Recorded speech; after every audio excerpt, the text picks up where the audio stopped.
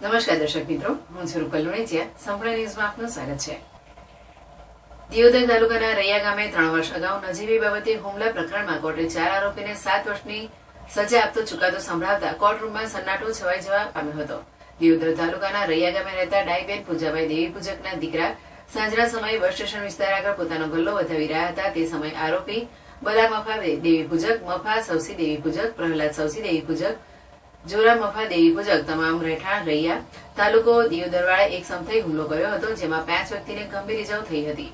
જે બાબતની ફરિયાદ દિયોદર પોલીસ મથકે નોંધાઈ હતી. જે કેસ શનિવારના રોજ Deodar additional chief judicial magistrate doctor M S. પાંડેની કોર્ટમાં ચાલતા સરકારી વકીલ શૈલેષભાઈ બ્રાહ્મણની ફરિયાદી પક્ષ તરીકે ધારદાર દલીલો કરતા કોર્ટે દલીલો ધ્યાને રાખી ઇપીકો કલમ 325, 323, 294 ખ, 506 2, 114 ગુનામાં 4 આરોપીને 7 વર્ષની સખત કેદ અને તમામ આરોપીને અલગ અલગ ગુનામાં 68,000નો દંડ આપતો ચુકાદો સંભળાવ્યો હતો.